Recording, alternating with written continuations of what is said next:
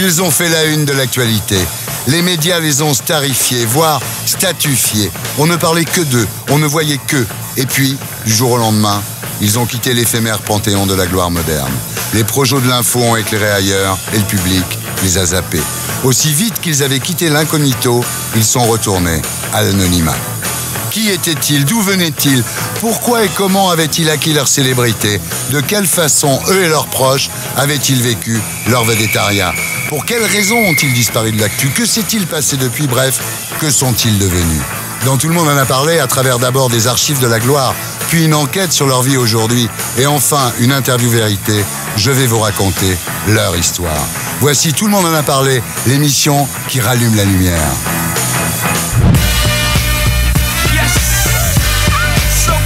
J'accueille Bernard Laporte. Il a gagné. Oui, c'est comme un sport. C'était au soir du deuxième tour, juste après l'élection de Nicolas Sarkozy. Les liens entre les deux hommes ne sont plus un secret pour personne. Depuis la campagne électorale, Bernard Laporte fait partie de la garde rapprochée de Nicolas Sarkozy. Il était de tous les meetings.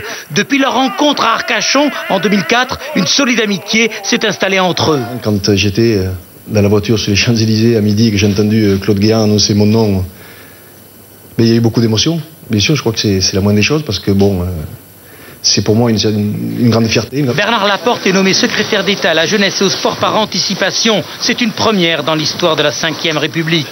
Il n'entrera en fonction qu'après la Coupe du Monde, mais d'ici là, il a promis qu'il se concentrerait sur la préparation du 15 de France.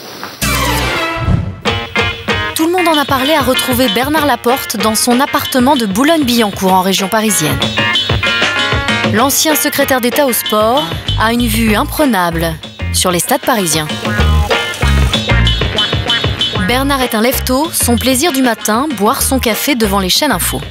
Au quotidien, ça commence à 7h30, 8h.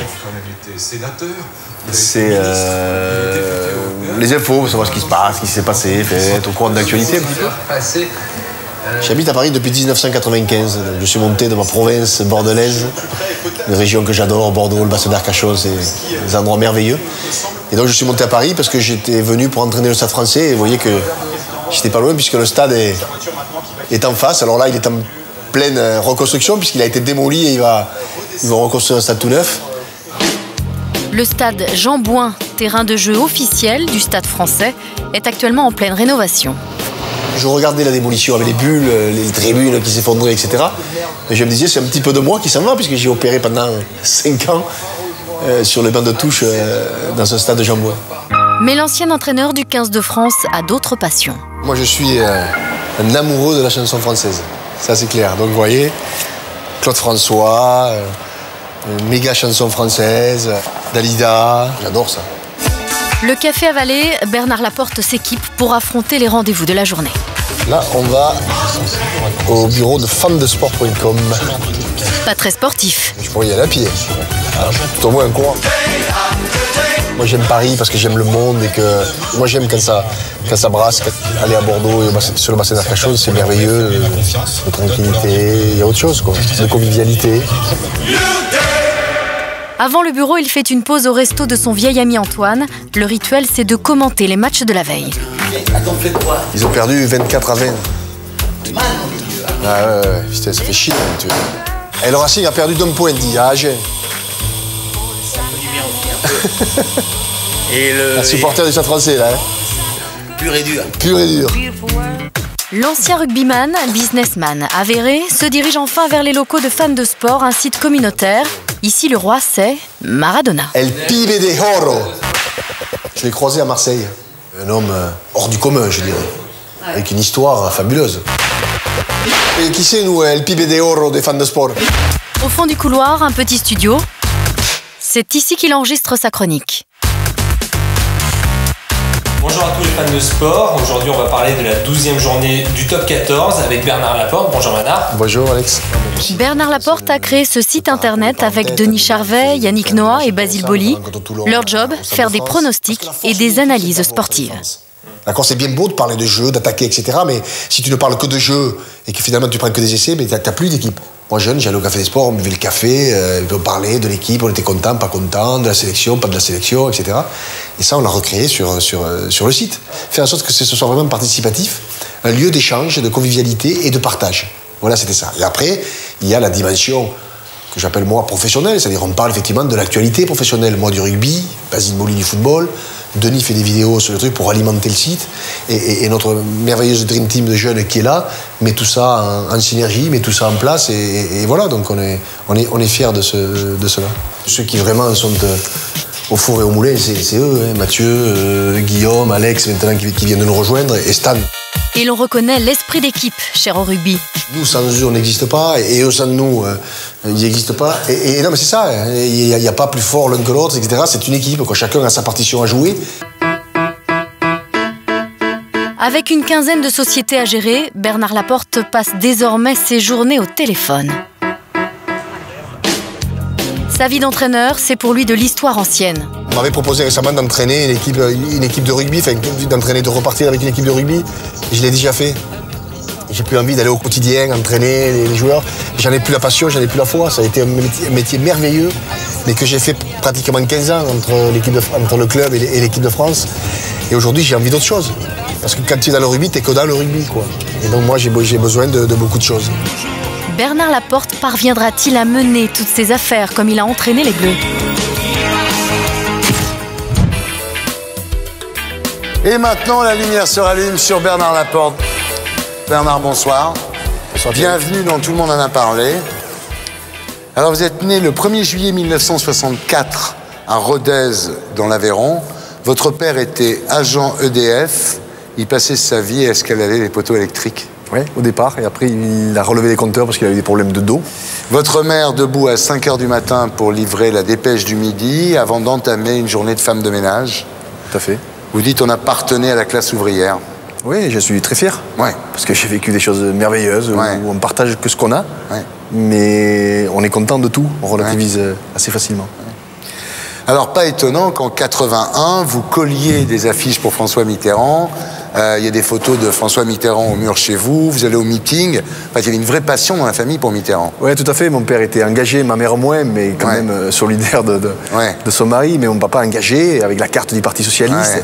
Effectivement, quand on a, j'avais 17 ans, moi, en 81. Donc, c'est quoi aller afficher? C'est sortir. Et boire des coups après. Boire des coups avec des potes. Et puis, surtout, faire partie de quelque chose, quoi. Une fierté d'appartenance, un mouvement. Donc, c'était le mouvement pour François Mitterrand. Et puis, je me rappelle toujours, le 10 mai 81, cette fête, un truc merveilleux, un grand souvenir, des gens heureux dans une petite salle des fêtes d'un village, quoi. Alors, autre passion, le ballon.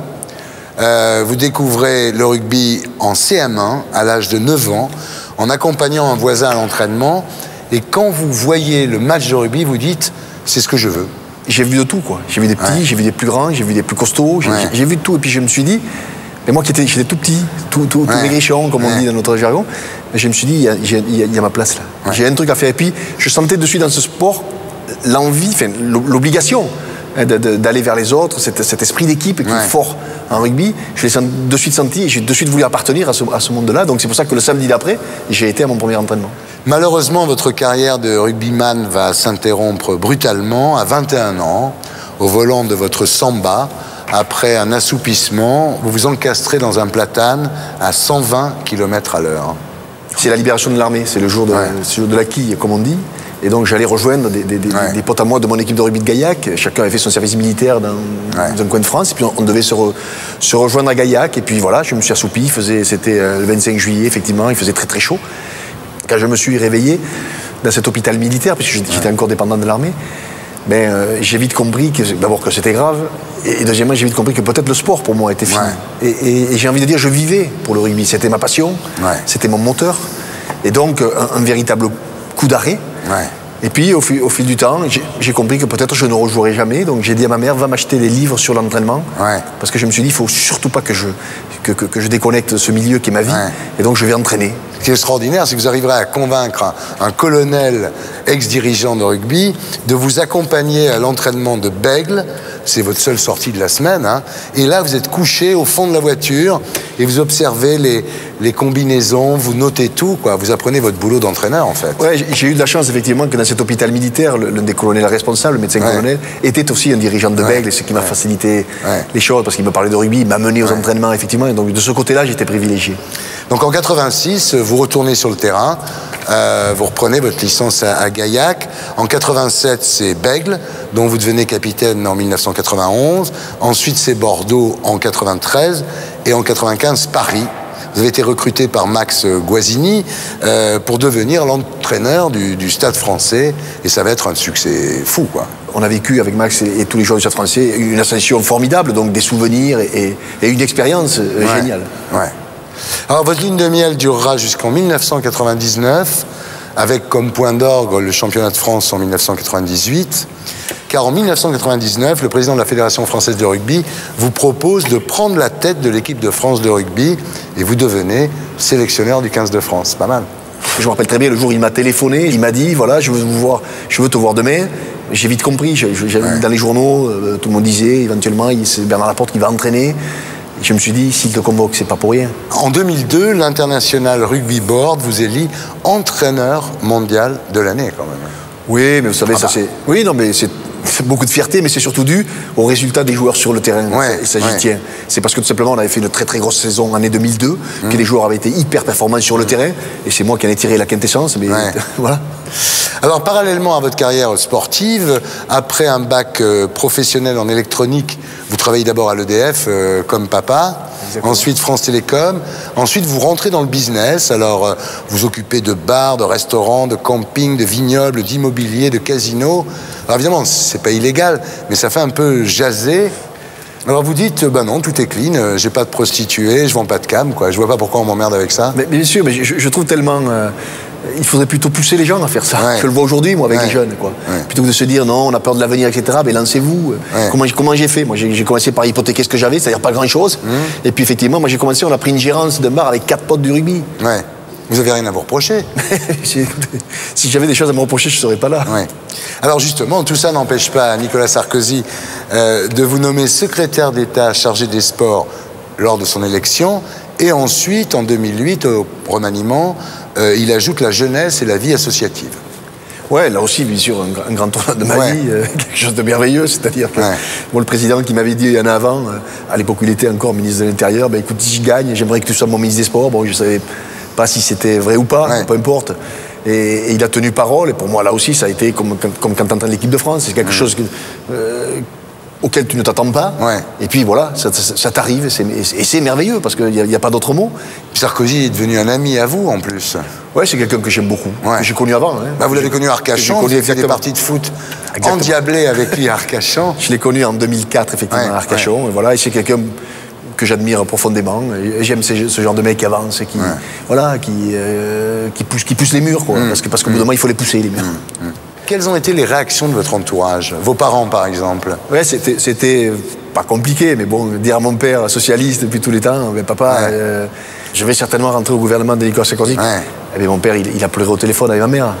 Voilà, et j'ai dit, mais tu sais, si tu veux pas que j'y aille, je n'irai pas. Et vous y seriez pas allé? Mais je savais très bien quelle serait sa réaction, parce que pour un père, c'est un fils ministre. Bon, c'est merveilleux, quoi. Et voilà. Alors, ce que vous avez fait, c'est qu'à l'époque où vous étiez ministre, vous ne gériez plus vos affaires. C'est la BNP qui gérait. Hein. Exactement, on ne peut pas. Mais ce qui est tout à fait normal. C'est-à-dire qu'on occulte vos mandats, mais quelque part, ça aussi, c'est une hypocrisie. C'est-à-dire que vous n'êtes plus PDG de votre société, donc d'accord, mais enfin, vous comprenez bien que les associés, ils vous appellent en disant qu'est-ce qu'on peut faire ci, on peut faire ça.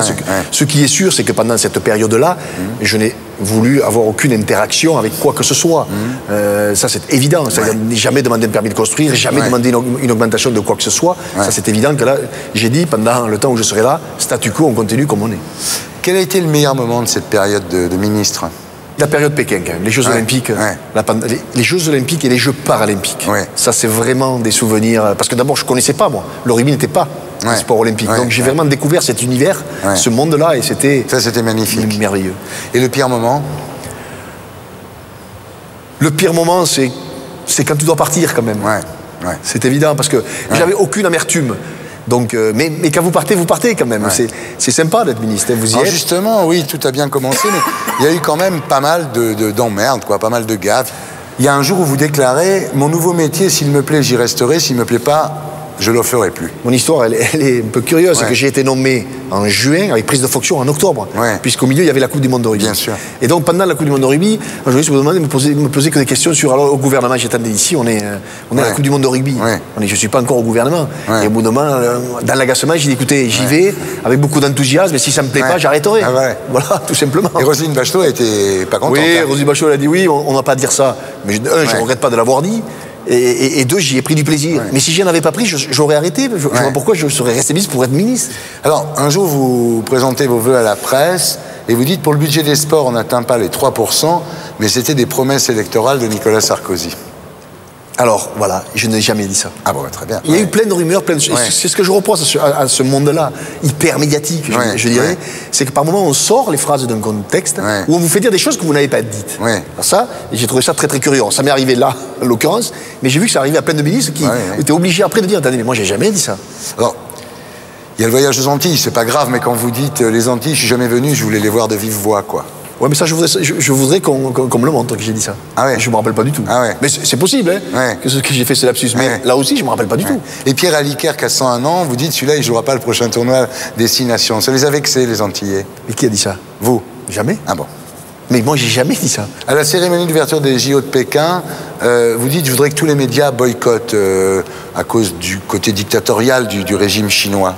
Vous l'avez dit, ça? Non, j'ai pas dit ça. C'est-à-dire, qu'est-ce qui s'est passé? J'ai fait une émission où les gens m'attaquaient en disant oui, il ne faut pas y aller, c'est les droits de l'homme, c'est lamentable, on devrait boycotter. J'ai dit, mais les premiers qui doivent boycotter, c'est vous. D'accord. Or, ce que je sais, c'est que vous y serez avant moi, à Pékin. Et ça a été le cas. Bon, après, l'histoire de la fille de Rachida Dati, vous dites, je tiens à dire que c'est pas moi, le père de l'enfant de Rachida Dati. Là aussi, on est dans un monde médiatique, hyper médiatique, je me suis rendu compte de l'ampleur de la rumeur. Et j'ai un pote qui m'appelle de New York en disant, il y a eu 2 lignes en disant, au gouvernement français, etc. J'ai dit, attendez, il faut stopper. Puis, et puis pour votre femme, surtout. Ma femme, puis ma fille, parce que une femme, bon, effectivement, vous pouvez vite lui expliquer que non. Ma fille, voilà, face à face, et qui dit, mais qu'est-ce qu'on me dit à la faculté? Qu'est-ce qu'il me raconte? J'ai dit, il faut rompre. Tout au même, mais je l'ai dit encore une fois, ça me vexait. Je l'ai dit avant que j'allais le dire. Donc, c'était pas vraiment pas pour l'attaquer, elle. Et puis la dernière chose, c'est quand la Marseillaise est sifflée, vous dites, il n'y aura plus jamais de match contre l'Algérie, le Maroc ou la Tunisie au Stade de France. Il faut jouer en province. Et qu'est-ce qu'on a dit? Il ne faut plus jouer contre ces nations-là, point. Même pas au Stade de France. Mais j'ai jamais dit ça, moi. Est-ce que, finalement, vous n'avez pas été projeté dans un monde qui n'était pas le vôtre? Parce que vous êtes tout d'une pièce, vous êtes un sportif, vous êtes un... Est-ce que d'un seul coup, dans ce monde un peu tordu de la politique, vous étiez peut-être pas à votre place? Dire que c'était pas mon monde, c'est sûr. Mais dire que ça, d'abord, on s'y habitue. C'est pas compliqué. Mais ce qui est navrant, c'est qu'effectivement, quand on est sportif, on a envie de suite de tordre le cou à la rumeur. Dire non, moi, j'ai pas dit ça, j'ai pas fait ci. Mais au bout d'un moment, il faut faire comme eux, il faut laisser dire, il faut et puis voilà, on passe à une information chasse l'autre, on dit souvent. Vous avez souffert de ce monde politique quand même, non? Et quand Kouchner vous calcule pas, par exemple? Mais j'en ai pas souffert. Il y a des choses qui m'ont déplu, ça, effectivement, mais je rentrais pas le soir en me disant Bernard Kouchner m'a pas dit bonjour, j'en avais rien à foutre. mais par contre, c'est vrai que ça me surprenait. Le monde politique est un monde individuel. C'est tout. Ça, c'est la véritable différence avec le monde du sport. C'est chacun pour soi. Ça, c'est évident. Mais après, j'ai vu des mecs merveilleux dans le monde politique. Alors, le 23 juin 2009, Nicolas Sarkozy vous remplace par Ramayad. Vous l'avez mal vécu? Mais, comme je disais, pas d'amertume, mais quand tu sors de là, c'est un cocon quand t'es ministre. Donc, c'est vrai. Et puis surtout, c'est fini du jour au lendemain, tu vois plus tes conseillers, tes habitudes, etc. Bon, et moi, encore une fois, j'avais le privilège, je dirais, d'avoir des activités qui m'attendaient. Mais je m'imagine celui qui n'a rien, quoi. Ça doit pas être facile. Oui, pas d'amertume, mais par contre, t'as quelque chose au fond du vide, quoi. Est-ce que vous êtes nostalgique de l'époque où vous étiez ministre? Non, mais par contre, j'ai accepté, et j'ai perdu beaucoup d'argent quand j'ai accepté, parce que moi, j'avais des contrats qui duraient 2 ans après la Coupe du Monde. Et j'ai dit, ce qu'on m'a offert, ça n'a pas de prix. Donc je regrette absolument rien. Vous êtes rancunier contre certaines personnes que vous avez croisées dans le monde politique à l'époque? Non, alors moi je fais partie des gens qui ne sont pas rancuniers. Moi quand j'aime pas, je parle pas. Voilà. Donc si je parle pas à certains aussi, je leur téléphone pas, c'est que je les aime pas. Mais par contre, je passe ma vie à dépenser mon énergie contre un tel, contre un tel, parce que la vie est tellement courte que j'ai envie de la dépenser pour faire des choses positives et pas pour m'occuper des cons. Voilà. Bernard, si c'était à refaire tout ça, qu'est-ce que vous ne referiez pas pareil? Plein de trucs que je ne referais pas pareil. Il n'y a pas une en particulier que je ne referais pas pareil. Avec le recul, quand j'étais en équipe de France, il y a des choses que je ferais différemment. Au ministère, c'est pareil, mais il n'y en a pas une spéciale. Ouais. Alors le jour où vous allez mourir, comme tout le monde. Comme tout le monde, qu'est-ce que vous voudriez qu'on marque comme épitaphe sur votre tombe, Bernard? Et je sais pas s'il y a quelque chose... Ouais, moi j'aime les gens généreux. Moi j'aime les gens qui donnent. Moi je viens d'un milieu modeste où on a appris à donner. On se satisfait de ce que l'on a et on donne. Et donc j'aimerais, Bernard généreux, je sais pas, il y en a plein de mots. C'est bien. Mais généreux ça me plaît. Et puis surtout je voudrais qu'il y ait bien sûr beaucoup de monde à mon enterrement. Et que les mecs après ils fassent une belle fête et qu'ils se disent, c'est un bon mec. Voilà, bien. J'étais très heureux de rallumer la lumière sur vous. Merci Bernard. Merci Thierry. Beaucoup.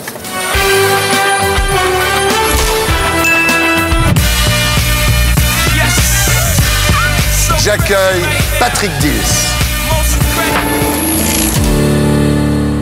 On commence à ouvrir, messieurs. Et la porte s'ouvre pour laisser sortir Patrick Dils, définitivement reconnu innocent après 15 ans de prison. Autour de lui, c'est presque l'émeute. Tout le monde veut voir Patrick Dils, l'approcher, le toucher et entendre ses premiers mots d'homme libre. Je suis extrêmement content de la décision qui vient d'être rendue, mais je ne mesure pas tout ce qui est en train de se passer. C'est trop compliqué, il va me falloir du temps pour analyser la situation. Quelle est votre première envie aujourd'hui? Comme je le disais tout à l'heure, retrouver ma famille, retrouver mes amis et puis souffler parce que je suis fatigué, je suis usé, j'ai envie de me reposer. Vous êtes aigri de cette erreur judiciaire? On n'en sort pas indemne, on ne peut pas en sortir indemne. J'ai pas de haine, j'ai pas de rancœur, mais des questions, oui. Ouais, je me pose un tas de questions, mais quoi qu'on puisse dire, quoi qu'on puisse faire, personne ne pourra me rendre ces 15 ans. Tout le monde en a parlé à retrouver Patrick Dils, près de Belfort, à Méziré, où il habite depuis sa libération. Il vit avec son chat et depuis peu avec Anaïs, sa fiancée. Depuis maintenant un peu plus d'1 an, j'ai rencontré, je dirais, ma moitié, celle qui me permet d'avancer, celle qui me permet d'être serein, de croire en un avenir encore plus beau et plus ensoleillé, et surtout celle qui a su me rendre mes 16 ans. Puis ce qui est beau et fort avec ma fiancée Anaïs, c'est qu'elle me suit pleinement dans mes projets d'association, puisqu'elle m'épaule énormément. Et puis, elle croit vraiment en moi, et puis elle m'aime avec un amour très fort et très beau. En 2002, après 15 années de prison, Patrick Dils s'est innocenté. Aujourd'hui, grâce à un nouvel emploi, il tente d'oublier sa condamnation pour le meurtre de 2 enfants. Je suis cette société comme magasinier cariste. Je m'occupe donc des réceptions et des expéditions au quotidien. Il est ici incognito, ou presque. Merci beaucoup. On a juste fait une réunion préalable à l'arrivée de Patrick, de manière à dire, voilà, on a embauché quelqu'un, c'est quelqu'un que vous connaissez parce qu'il est très médiatisé pour l'instant. Par contre, on l'accueille au sein de la société comme un collègue lambda. Tout le monde a parfaitement compris la situation, on a eu quelques questions. Et puis à partir du moment où Patrick est arrivé, toutes les choses sont devenues absolument naturelles pour tout le monde. À sa sortie de prison, Patrick Dils a été indemnisé à hauteur d'1 million d'euros. Même si je me suis déjà entendu dire à l'extérieur de la société, comme dans la société, qu'est-ce que je fais ici avec tout le pognon que j'ai pu gagner ? Je suis désolé. Premièrement, déjà, cette somme, quelle qu'elle soit, ne regarde pas les autres. Et puis surtout, le travail, c'est vital. C'est pour se sentir exister, c'est pour se sentir utile. Patrick a monté son association. Elle offre une aide matérielle pour améliorer la scolarité des enfants en difficulté. Alors, on va aller voir Arlette. C'est une amie de travail qui s'est investie à fond dans l'association.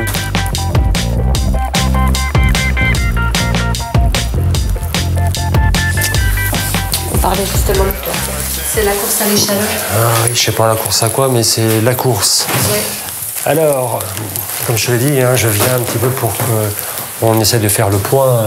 Avec Arlette et sa trentaine d'adhérents, l'association dessine des cartes postales, confectionne des gâteaux et des confitures qu'il vend dans la région pour récolter des fonds. Comme je l'ai déjà entendu dire, avec tout le pognon qu'il a gagné, il ferait bien d'en donner à son association. Eh bien, aujourd'hui encore, je vous dis non. Je vous dis non, non pas parce que je n'en ai pas envie, non pas parce que je ne peux pas, mais simplement, je pense que le geste est beaucoup plus beau de donner de son temps et de son énergie pour une association que de donner de l'argent. Et Patrick fait le tour des commerçants de son village. Alors là, c'est la boucherie où je m'arrête tous les matins pour prendre mon petit déjeuner avec le patron. Je pense que cette année, ça ne lui posera pas de problème non plus pour représenter l'association. Et puis à côté, il y a la coiffeuse où je me fais couper les cheveux de temps en temps et qui avait déjà accepté l'année dernière de parler de mon association. Et je pense que ça ne lui posera pas de problème non plus cette année. Cela lui permet par ailleurs de nouer des contacts. Quoi de neuf? On va passer à la maison. Faut pas dire oui, il faut agir. Donne-moi une date et on passe. Salut mon pote. Ce qui est très appréciable, c'est que maintenant les gens me connaissent et c'est instinctif. Salut Patrick, bonne journée, bon appétit, ou bon courage, ou bon week-end. Oublier l'injustice et faire oublier qu'on a été condamné à perpétuité, voilà le credo de Patrick Dils. Et maintenant, la lumière se rallume sur Patrick Dils. Bonsoir. Bonsoir. Bienvenue dans Tout le monde en a parlé. Merci. Alors Patrick, vous êtes né le 30 juin 1970 à Montigny-les-Metz, en Moselle, où votre famille habite rue Vénésilos, tout près du long talus qui borde la voie ferrée de l'express Paris-Metz. Oui. Père ouvrier spécialisé. Oui. D'abord à la Solac. C'était une société qui fabrique et qui usine de la ferraille en fait. Et ensuite chez Citroën. Chez Citroën. Votre maman était sténodactylo jusqu'à votre naissance. Ensuite, elle s'est occupée de vous. Eh oui. Alors à l'école, votre grande taille, votre grand nez, votre allure dégingandée et vos cheveux roux suscitent des moqueries, même des insultes. Tout à fait. Et de par ma timidité, le fait d'être introverti, pas la capacité de pouvoir répondre. Et effectivement, j'en ai beaucoup souffert. Alors, vous vous renfermez sur vous-même et vous vous réfugiez dans votre collection de timbres. Oui. En fait, votre rêve, c'est de devenir cuisinier. Oui. D'ailleurs, à 14 ans, vous arrêtez l'école pour commencer une formation de CAP de cuisine. Oui. Alors, à l'époque des faits, vous avez 16 ans. Oui. Vous êtes encore un peu un enfant, on peut dire. Vous n'êtes pas demeuré, vous n'êtes pas débile, mais vous êtes vraiment en retard, quoi. Tout à fait. Puis, n'ayons pas peur des mots, effectivement, un enfant. Un enfant. Oui. Alors, le 28 septembre 1986, vers 18h45, vous rentrez avec votre papa, votre maman et votre frère de week-end dans la Meuse, où vous possédez une maison de campagne. Oui. Pendant que vos parents et votre frère déchargent la voiture, vous vous dirigez vers la poubelle administrative de l'usine de Mathieu et Barre, où vous venez chercher des timbres pour votre collection. Effectivement, j'avais pour habitude de me rendre à cette petite poubelle où il n'y avait que des déchets administratifs pour essayer d'assouvir ma passion pour la philatélie et de récolter quelques timbres. Et vous en trouviez? De temps en temps, pas à chaque coup. Et ce fameux soir, j'étais revenu bordouille. Le soir même, à 19h30, les corps de 2 enfants sont retrouvés couchés sur les rails du talus, à quelques centaines de mètres de chez vous. Ouais. Il s'agit de Cyril Benning et Alexandre Beckrich, 8 ans tous les deux, qui aimaient venir faire du vélo, rue Vénésilos. Vous les connaissiez? J'en connaissais un des deux, le petit Alexandre, puisqu'il habitait à quelques maisons de celle de mes parents. Par contre, son petit copain, je ne connaissais pas. Peut-être croisé comme ça de vue dans le quartier, mais vraiment sans plus. Alors, ils venaient jouer sur les voies désaffectées où stationnaient les wagons de marchandises. Oui, apparemment, j'ai su par la suite que c'était un aire de jeu privilégié pour les enfants. Alors, quand on trouve les corps des 2 garçonnets, la scène est insoutenable. Ils ont le crâne explosé à coups de pierre, des fragments osseux, des morceaux de matière cervicale ont été projetés dans un rayon de 2 mètres. Ouais. Lorsque l'enquête de voisinage commence, les policiers notent « rien à signaler chez les Dils ». Tout à fait. Mais le lendemain, il y a un coup de fil anonyme. Et vous êtes mis en garde à vue et interrogé. Sur mon emploi du temps. Et puis, je vais finir par dire que j'étais dans la rue Vénésilos et ma raison dans cette rue pour chercher les timbres. Alors, vous êtes interrogé, mais sans résultat, parce qu'en fait, les enfants ont été tués entre 17 et 18 heures. Et vous êtes revenu avec vos parents de votre maison de campagne dans la Meuse autour de 18h45. Tout à fait. le meurtre, disons, a eu lieu au moins 3/4 d'heure avant le retour de la famille Dils. Mais quelques mois plus tard, un nouveau témoignage va tout changer. Tout à fait, il y a un nouveau témoignage qui tombe et qui dit avoir entendu des pleurs d'enfants aux alentours de 18h45. Alors effectivement, pour la police, ça change la donne. Ah oui, vous étiez là à ce moment-là. Et là, effectivement, à ce moment-là, j'étais dans la rue. Donc à ce moment-là, vous pouvez être le meurtrier. Je pourrais être le meurtrier, oui. Alors, après 30 heures d'interrogatoire, vous finissez par avouer. Ouais. Pourquoi ? Pourquoi? La lassitude. Je ne sais pas si vous arrivez là maintenant tout de suite à imaginer ce que ça peut représenter 30 heures. 30 heures. C'est pas 30 heures dans votre salon, c'est pas 30 heures en très bonne compagnie. C'est la police judiciaire qui sont là pour recueillir des aveux, pour pouvoir obtenir du résultat. Ouais. Et encore une fois, 16 ans, je n'étais qu'un enfant.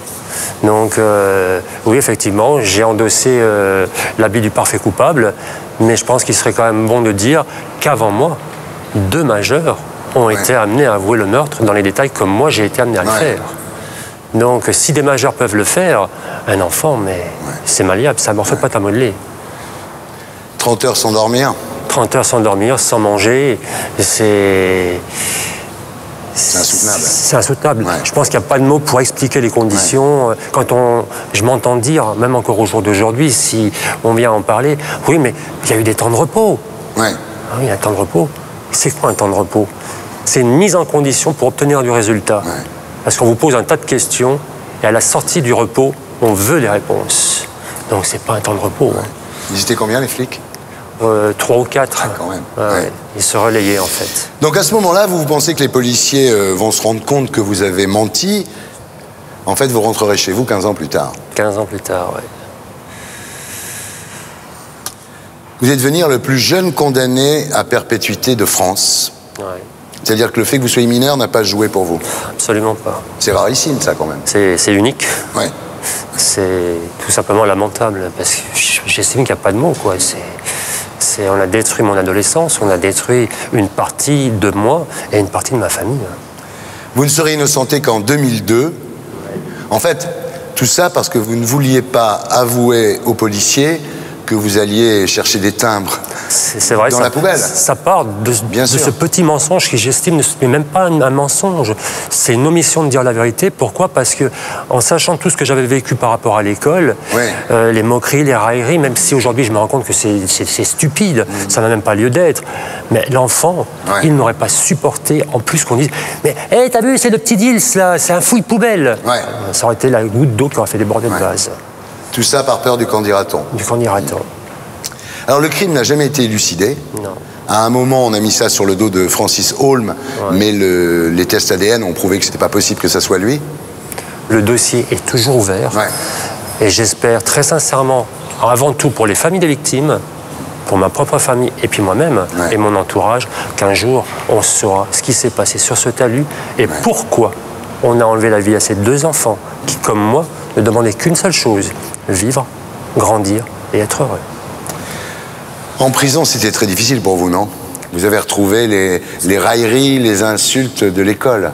Pire que ça, parce que en prison, il y a une hiérarchie sociale, malheureusement. Il y a les délits qui vont être respectés, comme le braquage et autres. Et puis après, on va descendre, jusqu'au moment où on va arriver au meurtre de personnes âgées. Mais après, les personnes âgées, il y a encore pire, c'est le meurtre d'enfants. C'est des gens qu'on ne peut pas respecter. Ce sont des gens qui sont là pour subir, pour souffrir et qui ne doivent pas exister. Donc, je suis malheureusement passé par toutes les étapes. Ça va commencer par des insultes, des regards, les violences physiques, le racket, et puis bien évidemment le viol. Quoi. Vous dites on m'a volé 15 ans de ma vie. C'est quelque chose qu'on ne rattrape pas. Alors il faut essayer de vivre avec. L'État a versé 1 million d'euros. Qu'est-ce que vous en avez fait de ce 1 million d'euros? 700 000 euros m'ont été destinés, 40 000 euros ont été destinés à mon frère Alain et 80 000 euros pour chacun de mes parents, ce qui fait un total de 900 000 euros et les 100 000 euros restants destinés à mes avocats. Mais ce que vous avez vécu, ça ne se chiffre pas, j'imagine. Vous savez, on peut chiffrer 15 ans de galère par rapport à un manque à gagner au niveau d'un salaire. Mais est-ce que vous pensez sincèrement qu'on peut chiffrer un préjudice moral, un préjudice physique? Ça ne se chiffre pas. Et si on avait eu la décence de me demander ce que j'aurais souhaité en réparation, croyez-moi sur parole, j'aurais jamais demandé 1 centime à l'État. Mais ce que j'aurais tout simplement souhaité, que les gens qui ont eu affaire à moi de près ou de loin vivent et subissent ce que j'ai vécu et subi durant ces 15 années. Et là, on aurait été quitte. Vous en voulez à qui aujourd'hui? J'en veux à personne. Aujourd'hui, j'ai pas de temps à perdre, j'ai plus de temps à perdre. Et la vengeance, la haine, elle sert à rien. Si elle permettait de faire revenir la jeunesse à mes parents, si elle pouvait ramener la vie à ses enfants, oui, j'en aurais. Mais la haine ne sert à rien et j'essaie tout simplement d'avancer sereinement dans la vie.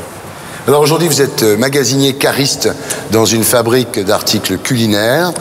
Vous avez trouvé l'amour. Oui, effectivement. Une jeune fiancée de 18 ans qui est charmante. Effectivement, comme n'importe qui, j'ai pu avoir différentes petites histoires, puisque je suis loin d'être un don Juan, je suis juste Patrick.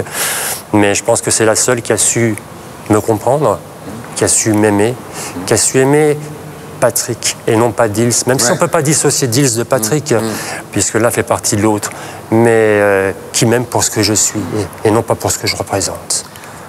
Quand vous êtes tous les deux, vous parlez des fois de l'affaire? Bien sûr, ça fait partie de ma vie, ça fait partie de notre vie aujourd'hui, mais ça ne prend jamais le dessus. On a notre vie à construire, on a nos projets ensemble et on avance sereinement. Vous dites, je suis l'homme le plus heureux de la Terre aujourd'hui. Effectivement. Je suis l'homme le plus heureux de la Terre parce que je suis plus tout seul. J'ai une compagne, j'ai une fiancée, parce que c'est le vrai mot, qui m'aime vraiment, qui est prête à faire n'importe quoi pour moi. Comme moi, personnellement, je suis prêt à faire n'importe quoi pour elle. Alors si c'était à refaire, Patrick, qu'est-ce que vous ne referiez pas pareil? C'est très délicat à vous répondre, je ne sais pas. Je pense que je resterai le Patrick que vous avez devant vous aujourd'hui. Le jour où vous allez mourir, vous voudriez qu'on marque quoi sur votre tombe? Vous savez, quelle question, mais j'ai pas envie de mourir. J'ai pas envie de mourir parce que je pense qu'après tout ce qui m'est arrivé, j'ai beaucoup de choses à faire. Comme je vous le disais tout à l'heure, je n'ai pas de haine et j'ai envie de tendre une main vers les autres, ceux qui en ont besoin. On pourrait marquer Patrick Dils, il est mort sans haine. Pourquoi pas. Voilà. Au revoir Patrick, j'étais très heureux de rallumer la lumière sur vous, merci. Merci à vous. Au revoir.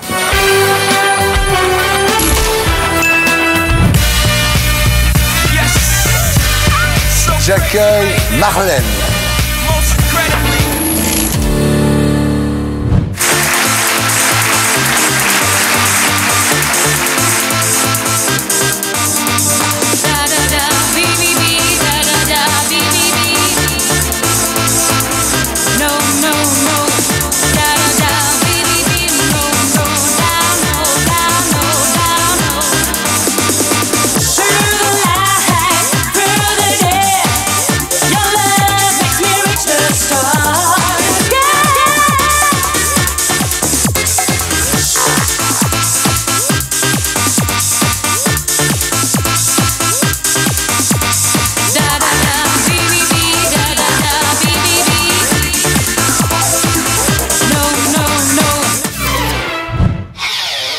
On a parlé à retrouver la pulpeuse Marlène Moreau à la Selle Saint-Cloud en banlieue parisienne. Après 10 ans d'exil en Espagne, elle vit désormais chez ses parents. Son fils Gabriel, âgé de 9 ans, est venu passer ses vacances en France auprès de sa maman. Ici, c'est ma maison de mon enfance où j'ai étudié. C'est beaucoup de souvenirs, c'est ma chambre de jeune fille là-haut. J'ai l'impression de retourner à l'enfant, retour au point de départ. Alors que j'ai fait toute ma vie en Espagne, je me suis mariée, j'ai eu mon fils, et puis maintenant que j'ai divorcé et que je fais plus de télévision en Espagne, redépart, casse-départ, retour casse-départ. Le père de Gabriel est un célèbre chorégraphe espagnol. Marlène, Miss Franche-Comté 1985, a su rester dans le coup et garder son énergie. C'est difficile d'être le fils ou la sœur de quelqu'un comme Marlène. Très difficile. Ouais, vous exagérez, genre... Très difficile. Ouais, attends, arrêtez vos bêtises. Si j'étais Madonna encore, je reviens, mais je suis pas Madonna, moi, je suis rien du tout. Pour sa famille, pas toujours facile d'assumer la sulfureuse carrière de Marlène. Comment ont-ils vécu ces poses lascives et ces tenues si sexy? J'étais fière d'elle. J'étais fière d'elle. J'ai ma soeur à la télé. J'étais fière qu'il serait pas fier de son frère ou sa sœur de le voir à la télé. Quand je vois ce qu'il y a à la télévision française actuellement, ça me rappelle moi quand j'avais 15 ans en arrière, quand j'avais 25 ans, ils prennent toujours les blondes pulpeuses pour les faire valoir de ces messieurs. J'ai été la poupée gonflante du PAF. Mais dans la boîte et dans la valise. Je vous laisse, je m'en vais à l'aéroport. Gabriel, t'as dit au revoir à papy, mamie? C'est jour de départ pour Gabriel. Les vacances avec sa maman sont terminées et l'on découvre une autre Marlène, jeune mère, moins exubérante, sensible et à fleur de peau. Bon, tu vas être sage? Oui. Oh.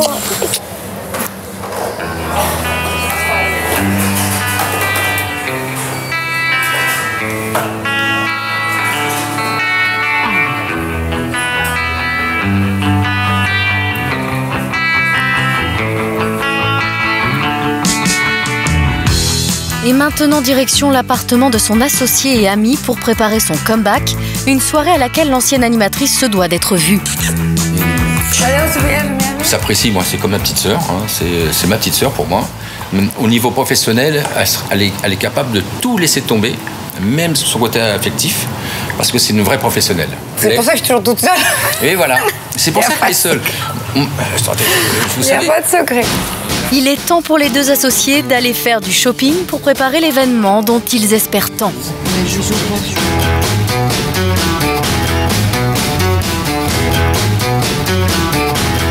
L'heure tourne, Marlène et son ami doivent maintenant se rendre à la soirée. On n'est pas vraiment à l'heure, mais bon, les stars sont toujours en retard, vous savez très bien. Le lancement d'une chaîne de télévision sur les stars, un événement incontournable pour Marlène qui espère y décrocher le contrat qui fera redémarrer sa carrière. Mais après 10 ans d'exil, elle semble pour le moins perdue au milieu de cette foule. La moitié, je ne la reconnais pas. Je sais pas, il me présente tout le monde, je me souviens plus de personne. Je pédale dans la choucroute. Malheureusement pour Marlène, le temps a passé et la jeune génération semble ne pas la reconnaître. Non, navré, nous ne connaissons pas Marlène. Non, on ne connaît pas Marlène. Je la connais pas, Marlène. Je m'en souviens de la Marlène des années 80, Marlène Dietrich.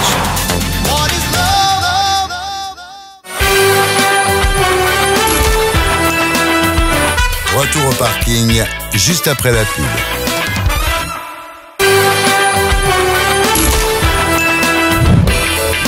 Et maintenant, la lumière se rallume sur Marlène. Bonsoir, waouh. Bonsoir Thierry, comment vas-tu? Très bien. Alors Marlène, vous êtes née le 19 avril 1969, mère dessinatrice publicitaire pour des grandes marques de parfums. Alors concernant votre père, il y a plusieurs versions. Ah bon? Il y a une version où il est loueur de voitures avec chauffeur, il loue des limousines au roi Fahd d'Arabie, à Elton John. Et il y a une autre version où il est le chauffeur de Marlène Dietrich. Ah oui, bah, tout à fait. Il a été une longue carrière en tant que chauffeur de grande remise. Donc, il avait sa société de limousine. Dans sa vie, il a loué à Marlène Dietrich, à Elton John, à Madonna, à beaucoup de gens. Et dans les années 69-70, il était avec Marlène Dietrich. Quand je suis née. Alors, enfance à Perpignan, chez vos grands-parents maternels. C'est votre grand-mère qui vous a élevé? Jusqu'à ce que je finisse mes études. Et ma mère était très occupée avec ses études de dessin et son travail de dessinatrice publicitaire. Et finalement, c'est ma grand-mère qui s'occupait de moi. Alors, école de bonne sœur. Et oui, entre autres. Mais toujours virée, hein? Elle a toujours viré, tous les ans. Tous les ans, ma mère, mes parents cherchaient une nouvelle école pour la rentrée de septembre. C'était tout le temps comme ça. Alors, ensuite, vous allez à Paris. Oui. Pour passer un bac d'art plastique. Et vous faites en même temps une école de maquillage, l'école Chauveau. Donc, je me suis un peu mise sur le maquillage artistique, effectivement, puisque j'étais déjà dans le métier de la mode et du mannequinat. Ça m'a permis de travailler sur les deux facettes, moi en tant que mannequin et aussi en même temps en tant que maquilleuse. À l'époque, vous commencez par des concours de Miss, vous faites beaucoup de concours de Miss. Oui, j'en ai fait une trentaine. Ah, une trentaine, oui. Et vous avez été dauphine de Miss France. 86. Voilà. Mais alors, vous n'avez pas été Miss parce que vous dites que Valérie Pascal, elle était lèche-cul avec Madame de Fontenay et que finalement, c'est Madame Fontenay a fait gagner Valérie, c'est vrai? Bah, à l'époque, bon, il y avait beaucoup d'histoires parce que j'étais la fille du maire du 13e, l'élection était dans la mairie du 13e, elle avait le numéro 13, on trouvait ça un peu bizarre, quoi. Bon, c'était un peu chelou. À l'époque, il n'y avait pas la télévision, donc c'était pas contrôlé par les votes, etc. Donc bon, alors moi, je reste dans le doute. Vous auriez pu être Miss France. Mais non, mais c'était pas ça. C'était pas votre vocation. C'était pas ma vocation. De toute façon, je ne pouvais pas gagner, j'avais les cheveux courts et j'ai jamais eu les cheveux longs. Et Madame de Fontenay, elle veut que des Miss aux cheveux longs. C'est vrai, c'est vrai. Alors, question garçon, vous tombez enceinte pour la première fois à l'âge de 15 ans quand même, hein? Ah oui, le premier amoureux. C'était le bon. C'est tombé, oui.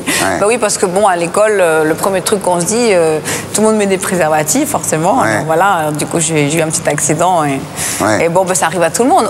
De nos jours, il y en a des qui sont enceintes plus jeunes que moi. Hein. Seulement, ça se sait pas parce qu'elles ne sont pas médiatisées. Et voilà. Ensuite, 500 conquêtes quand même. 500? Oui. Ah, je sais pas, je ne les ai pas comptées. Ah oui. Qui vous a dit ça? Il paraît que vous vous souvenez que d'une centaine. Non, je me souviens que moins d'une dizaine. Ah bon? Vous dites, je me souviens des hommes qui savent faire l'amour. Je me souviens de ceux qui m'ont donné de l'amour. Ah, il y en a combien qui vous ont donné de l'amour pour finir? 1 ou 2 maximum. Ah oui? Oui. Bon, bah, c'est con. On va dire le premier amour et puis après le père de mon fils. Oui. Vous êtes fidèle quand vous êtes avec un garçon, vous êtes... Tout à fait. Voilà. Simplement, vous avez des fidélités successives. C'est-à-dire que, comme ça ne dure pas longtemps, en général, c'est vrai que le temps que je suis avec une personne, je suis fidèle. Voilà. Là, la personne qui est avec moi, elle est tranquille, elle est sûre qu'elle n'a pas de cornes. Voilà. Mais en tous les cas, je préfère quand même vivre la passion. Et donc, quand je suis avec quelqu'un, c'est parce que je suis amoureuse, parce que ça me plaît. Et la personne, je donne tout pour elle. Et c'est sûr que je ne cherche pas ailleurs à ce moment-là. Mais pourquoi ça s'arrête à chaque fois? Pourquoi ça s'arrête? Parce qu'ils deviennent trop jaloux et possessifs. Ah. Et alors, c'est à partir du moment où ça empiète sur ma vie professionnelle et sur mon travail, c'est là que je suis obligée de faire des séparations. Vous regrettez ça, d'avoir privilégié votre travail?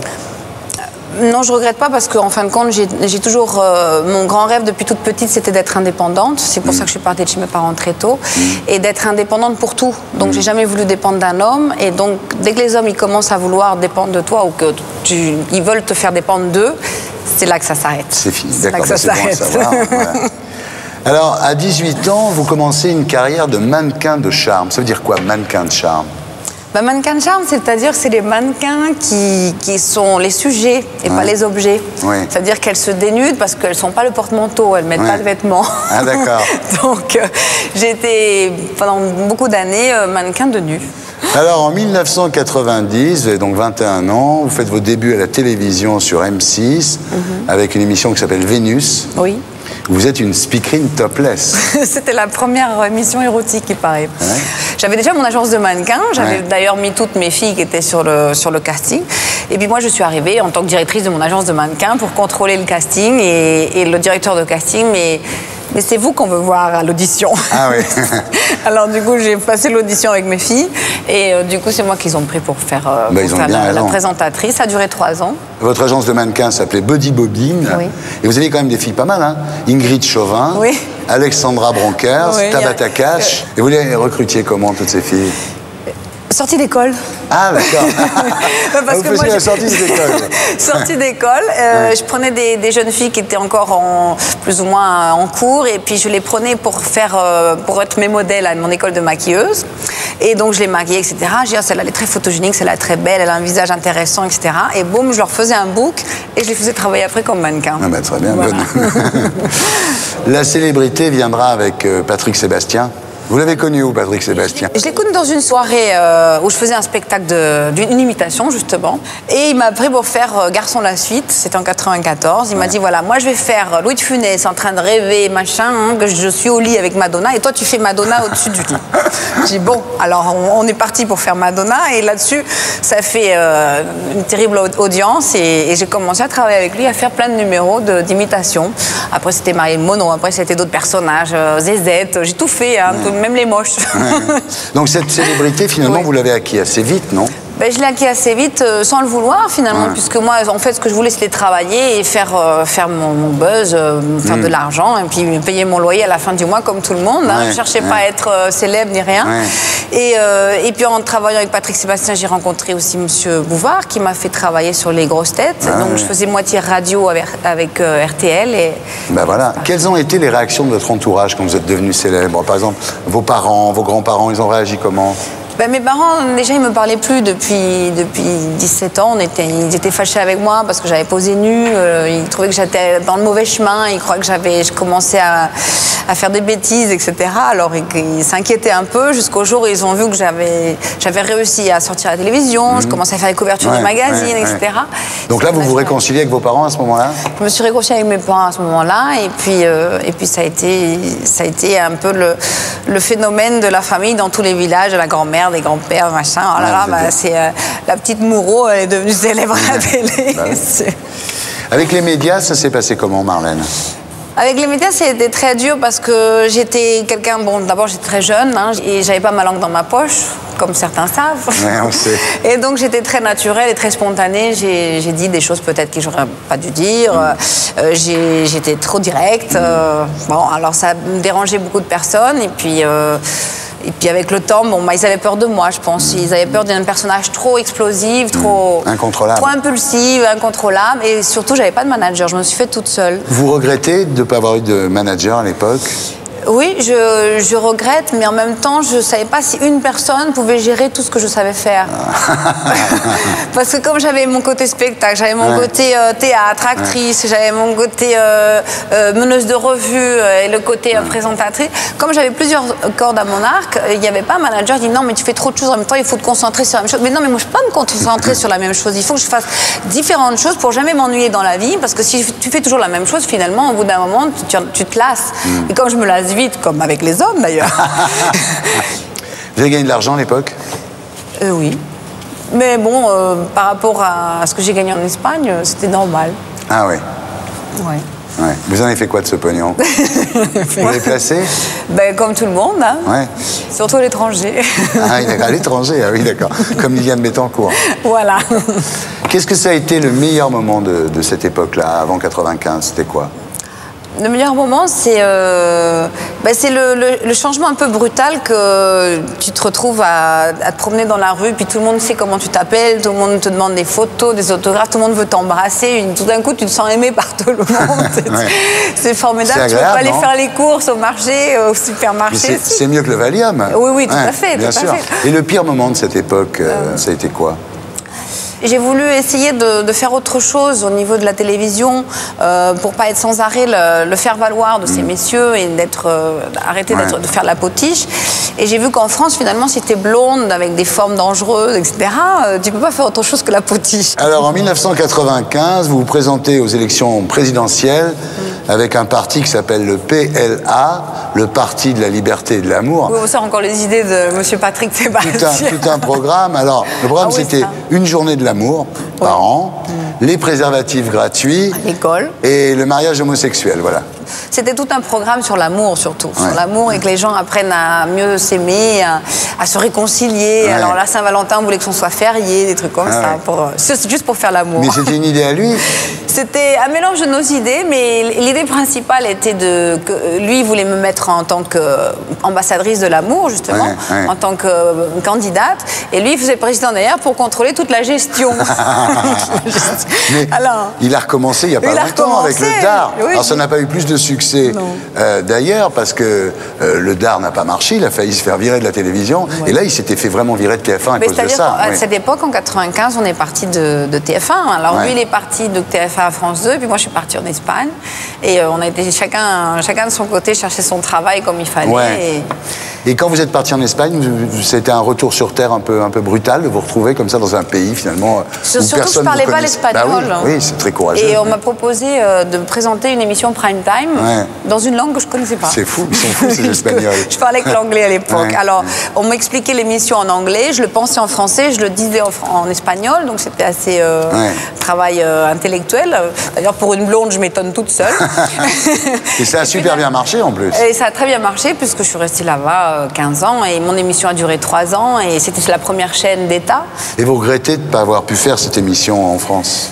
J'ai toujours regretté de ne pas avoir fait toute ma carrière de 15 ans de présentatrice et d'actrice de personnages comiques en Espagne, ne pas pouvoir l'avoir fait ici, dans mon pays, dans ma terre, dans mon... Vous êtes nostalgique de cette époque de TF1? Nostalgique, non. Ce qui m'avait rendu triste, et à chaque fois que je revenais à Paris, je voyais ce que j'aurais pu faire, que je n'ai pas pu faire. Et des fois, ça me faisait pleurer parce que ça me montait là. Je dis oh là là, il y a celle-là qui fait ci, celle-là qui fait ça. Au Lido, j'aurais pu travailler au Lido, au Moulin Rouge, alors que j'ai fait tous mes spectacles là en Espagne dans des casinos. Et ici, quand je me présente, c'est toujours ah mais non mais vous n'êtes pas assez de la jet set pour faire. C'est bizarre la vie quand même. C'est toujours quelque chose de très spécial. Les Français avec l'image, c'est toujours très compliqué. Vous en voulez à quelqu'un de ce qui s'est passé à l'époque? Non, on peut en vouloir à personne parce que je peux m'en vouloir qu'à moi-même d'avoir été tout feu tout flamme et pas avoir pu contrôler. C'est de ma faute de ne pas avoir pris quelqu'un pour me gérer. C'est de ma faute de ne pas avoir... Tout est ma faute. Donc Marlène, sérieusement, si c'était à refaire, qu'est-ce que vous ne referiez pas de la même façon aujourd'hui? C'est de ne pas laisser quelqu'un me diriger. Qu'il faut toujours diriger moi, que je commande moi, que je prenne les initiatives. Est-ce que quelqu'un peut vous diriger, Marlène? Et c'est ça le problème, c'est que je ne sais pas si quelqu'un... Je ne crois pas que quelqu'un puisse vous diriger. C'est très difficile d'être un bélier. Moi, je ne m'y serais pas collé, personnellement, en tous les cas. Non, j'ai des gros défauts de... J'adore commander, et c'est pour ça que les hommes dans ma vie, ils sont partis en courant, parce que même mon mari m'a dit, j'en peux plus, tu commandes dans le travail, tu commandes à la maison, tu commandes partout. J'en pouvais plus. Alors, le jour où vous serez morte, qu'est-ce que vous voulez qu'on marque sur votre tombe, Marlène? Mais j'ai pas du tout pensé mourir, mais je ne veux pas mourir. Ah, vous n'allez pas mourir? Non. Vous voulez pas mourir? Ah non, je me vois pas du tout morte tout de suite. Moi, j'ai une phrase, c'est la blonde explosive qui parlait trop. Ben oui, mais quelque part, si on ne parle pas, alors on n'est qu'une potiche, alors. Mais moi, je trouve que c'est bien de parler parce que, bon, c'est vrai que je dis des bêtises, mais sur l'ensemble des bêtises que je dis, il y a toujours quelque chose de vrai. Hein. Donc, quelque part, il faut que je parle parce que si je parle pas, je me dis, bon, je vais rester encore dans le décor et faire le pot de fleurs. Mais bon, il faut bien m'arroser, quoi. J'étais très heureux de rallumer la lumière sur vous, Marlène. Ça fait très plaisir, merci. Thierry, à bientôt, j'espère.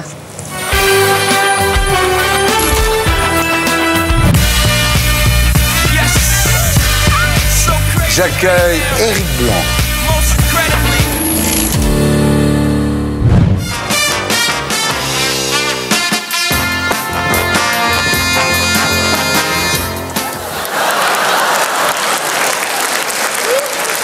Eh bien, écoutez, moi, je suis fier de participer à c'est César, la 13e cérémonie des Césars. Alors, certains disent Henri Chapier est homosexuel. C'est faux. Je suis simplement ouvert. Et... Non, attendez, je suis ouvert à toute originalité. Parce que le plus difficile dans ce métier, comme pour tous les comédiens qui ont reçu des Césars ce soir, eh bien, le plus difficile dans ce métier, quand on n'est pas homosexuel comme moi, c'est de s'introduire. Si vous voulez, on s'attend dans ce film à ce qu'il y ait, parce qu'ils ne s'entendent pas finalement, on s'attend à ce qu'il y ait une blessure, une cassure, une déchirure, enfin, on s'attend à ce que le couple s'enfonce, mais non, il se défonce.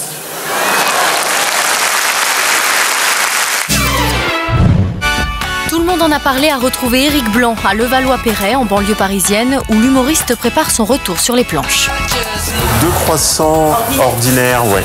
Même s'il est écarté depuis des années des plateaux télé, le public le reconnaît encore. Oh bah, il a tourné des films, il a fait des, comment on dit, sitcoms.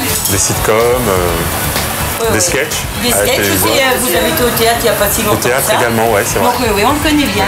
Merci. C'était il y a plus de 20 ans, un mauvais sketch sur Henri Chapier au César et l'écran devient noir pour Éric Blanc.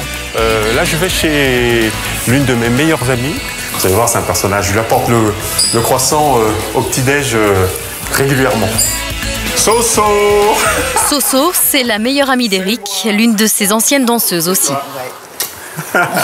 Toi, alors, raconte-moi ta rentrée. Eh ben, tout va bien, super. Tout va bien? Ouais.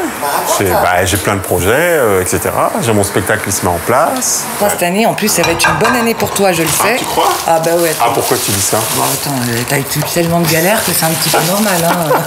Tu ne peux que remonter. On a tous des galères. Ouais, on a tous des galères, mais t'as eu ta part quand même. Ouais, c'est vrai. De rien. C'est vrai, c'est vrai. Soso, une fille avec laquelle Eric aime bien rigoler. Là, t'as pas besoin à la maison, personne va te reconnaître. Ah, je n'y connais plus. Sans oublier de regarder la caméra. Et ça aussi, c'est énorme.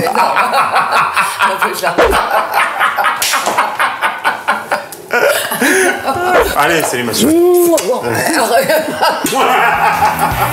C'est malin. Dans sa traversée du désert, Eric a été aidé par le sport, alors direction l'entraînement. Je vais m'entraîner au taijitsu. C'est un art martial. C'est un des moments les plus cool de la journée où je vais pouvoir me défouler.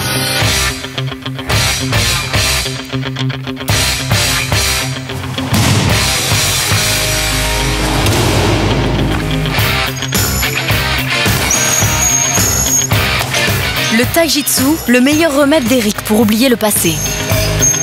Ça n'a pas été facile au début, parce qu'on se le prend plein dans la gueule, parce qu'on n'est pas armé pour. Pour quelqu'un qui voit tout le monde, à l'époque, tout le monde était beau, tout le monde était beau, tout le monde était gentil, personne ne me voulait de mal, etc. Dans ce métier, c'est incroyable, les gens sont vraiment... certaines personnes sont vraiment des escrocs. Eric compte aussi sur Nathalie, sa psy, très présente dans sa vie. Sa thérapie est finie, c'est pour le plaisir qu'il se retrouve. Alors raconte-moi, est-ce que tu es satisfait du choix artistique que tu as fait? Moi, déjeuner avec mon psy, c'est important parce que c'est le moyen pour moi d'évacuer tout le stress accumulé toute la semaine et depuis longtemps même. Le but, c'est que je puisse le repousser dans ses propres limites. À l'époque, c'est vrai que je n'étais absolument pas conscient de ce que je faisais. C'est-à-dire, je me permettais de faire plein de trucs, je croyais que tout était possible, il n'y avait pas de cadre, il n'y avait pas de structure. C'est ça, absolument. Voilà. Et donc, ce problème-là que j'ai eu avec Chapier, justement, c'est dû à ça. C'est-à-dire que moi, je partais dans tous les sens, etc. J'avais pas pris conscience du mal que je pouvais faire à l'autre, etc. Et donc, je croyais que tout m'était permis.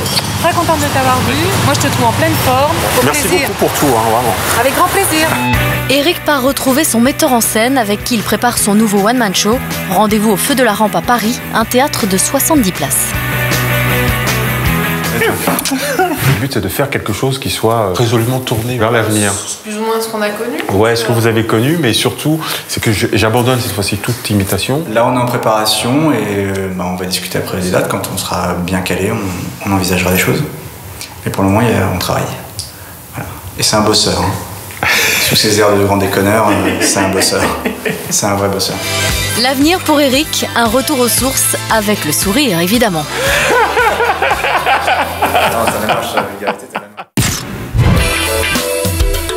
Et maintenant, la lumière se rallume sur Eric Blanc. Bonsoir. Bonsoir, Eric Blanc, bienvenue sur le plateau de Tout le monde en a parlé. Merci. C'est votre vrai nom, Eric Blanc? Ah non, bien sûr que non. Ah bon? Ce serait trop marrant. C'est comment votre vrai nom? C'est Dick Benny. Ah, Dick Benny, ouais. Alors, vous êtes né le 13 octobre 1965 à Cotonou, au Bénin. Votre père était magistrat et votre mère puéricultrice et infirmière, donc très catho. Oui. Et vous avez été élevé dans des écoles religieuses. D'ailleurs, quand j'étais gamin, je voulais être prêtre, moi. Ouais. Et finalement, j'étais beaucoup trop attiré par les femmes. Alors, votre vocation d'imitateur est très précoce, puisque tout petit déjà, vous faites rire la famille en imitant votre grand-père, César d'Almeida. Ça faisait marrer. Vous avez 9 ans lorsque votre famille s'exile en France, à cause d'un coup d'État. Coup d'État du lieutenant-colonel Mathieu Kérékou, comme ce qui se passe souvent en Afrique. Ouais. Voilà. Et donc mon père ayant peur pour nous, pour notre sécurité, donc on arrive en France. Vous débarquez à Lagny-sur-Marne. Seine-et-Marne, oui. Ça va vous faire un choc quand même.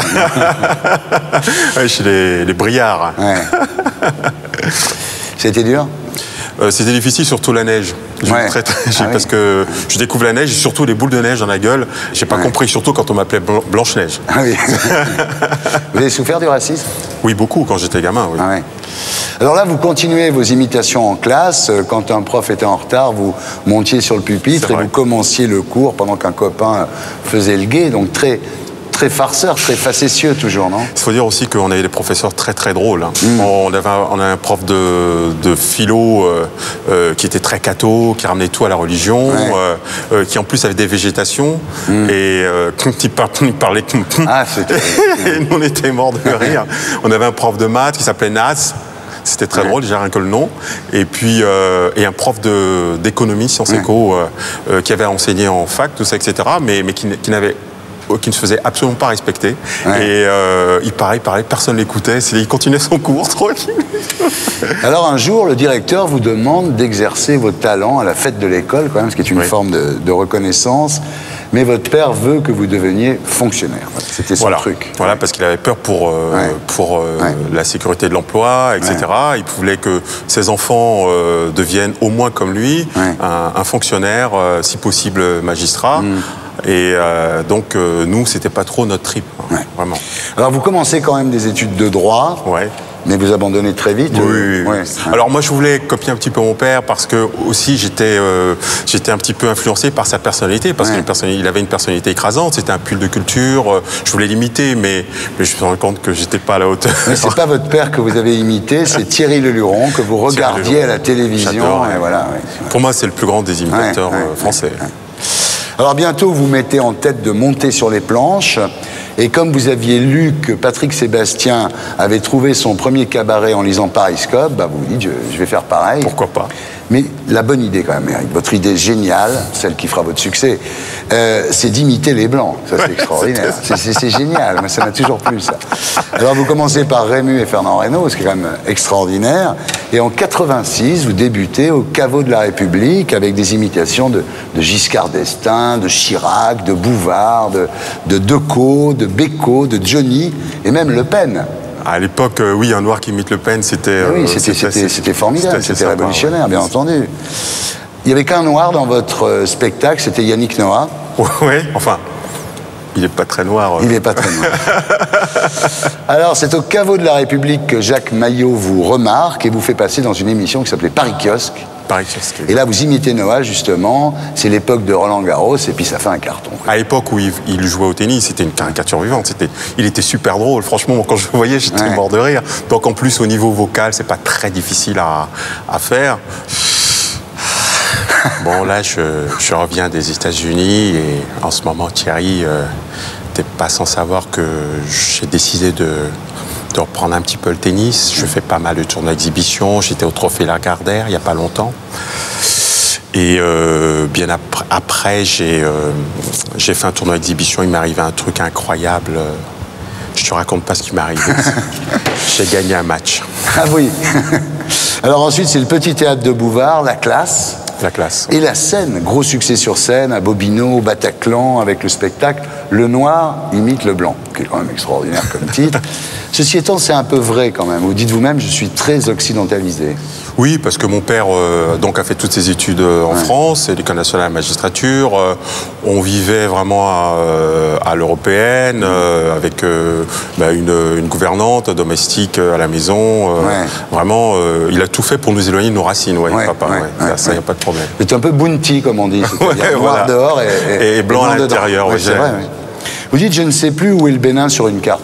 C'est de la coquetterie, ça, quand même. Non, je sais très bien où se trouve le Bénin, quand même. Mais disons que je suis très très loin. Et puis j'ai du mal à faire le voyage. J'ai un cousin qui va souvent, il me demande pourquoi j'y vais pas. Mais j'ai un petit peu peur, parce qu'il y a des histoires de vaudou, de sorcellerie, tout ça, etc. Ça me fait flipper. Vous êtes vraiment occidentalisé. Ah oui, à fond. Voilà, donc après Bobino, le Bataclan, tout ça, c'est la célébrité, le succès. C'est arrivé assez vite. Trop vite pour moi. Quand je prends du recul, c'est arrivé très vite. J'ai pas eu le temps de consolider le socle. Quelles ont été les réactions de votre entourage quand vous êtes devenu comme ça célèbre? Mon père qui avait tout fait pour m'empêcher de faire carrière est devenu premier attaché de presse. C'est-à-dire qu'à chaque fois que j'arrivais au palais de justice, Monsieur Blanc, votre père n'arrête pas de parler de vous, etc. Vous faites quoi en ce moment, etc. Et dans ma famille, évidemment, tout le monde m'a soutenu, tout le monde m'a. Mais ce qui est très important, c'est que l'on m'a soutenu, mais on ne m'a pas encensé. Donc ça fait que j'ai pu garder les pieds sur terre. Ça, c'est important. Avec les médias, ça se passait bien? Oui, ça se passait super bien. J'étais vraiment bienvenu partout. Toutes les portes étaient ouvertes. C'était génial. C'était super. Tu as gagné de l'argent à l'époque? Énormément. Énormément. J'en ai dépensé beaucoup aussi. J'en ai dépensé beaucoup parce que c'était la première fois que je gagnais autant. Effectivement, j'ai flambé grave. Vous avez flambé dans quoi? Beaucoup dans les voitures. J'adore les bagnoles de luxe. Et puis, j'ai flambé dans les sorties, les dîners, les repas. Je suis un épicurien, moi. Et question gonzesse, ça vous a apporté beaucoup, la célébrité? Rien du tout. Parce qu'en fait, j'étais trop sentimental, moi, à l'époque. Et donc, quand je sortais en boîte, par exemple, avec des copains, il y a des nanas qui étaient intéressés, et puis c'est les copains qui se les faisaient, en fait. Ils étaient super contents de sortir avec moi. Le meilleur moment à cette époque, ça a été quoi, Eric? Les rencontres que j'ai faites. J'ai fait de très, très belles rencontres. Paradoxalement, c'est pas avec des gens du métier, c'est avec des gens qui n'avaient rien à voir avec ce métier et qui m'ont apporté beaucoup de sérénité dans ma vie. Au-delà du fait d'aimer mon travail, ils m'aimaient moi, ils aimaient bien la personne, l'humain. Et donc ces personnes-là, lorsque j'ai eu des soucis après, elles ont été présentes pour me soutenir. Et là, c'est le drame, c'est-à-dire que le 12 mars 88, après la cérémonie des Césars, vous faites une imitation d'Henri Chapier qui va vous coûter votre carrière à l'époque. Vous dites avec la voix d'Henri Chapier: « Bonsoir, moi j'aime les cafés comme les hommes, forts et noirs. » Je rigole parce que... Oui, ça fait rire, mais bon. Je me souvenais pas le texte. C'était la gueule de Chapier qui était marrante. Oui, voilà. En plus, cette histoire, c'est une histoire complètement hallucinante parce que moi, pendant les 3 jours de répétition, il était hors de question de faire Chapier. Mais j'ai proposé, on m'avait demandé un panel d'imitations. Moi, j'avais proposé quelques-unes et on m'avait dit non, pas ça, pas ça, pas ça, pas ça. On m'avait censuré à bloc. Et donc, le 3e jour, comme il ne trouvait pas de personnage, le directeur des variétés de l'époque insiste pour que je fasse Henri Chapier. Bon, je dis pourquoi pas. Je répète devant les caméras de France 2 à l'époque, personne ne trouve rien à redire, et j'arrive en direct, je fais ça, et tout d'un coup, ça y est, c'est le drame, et Henri Chapier qui... c'est le drame. Chapier porte l'affaire devant les tribunaux et vous fait condamner. Il m'a fait condamner moi, oui, effectivement. France 2 et le producteur. Et le producteur, absolument, il a... Pourtant, vous faites une lettre d'excuses, notamment dans Le Monde, mais rien n'y fait. Et vous voilà privé de télévision. Interdit de télé.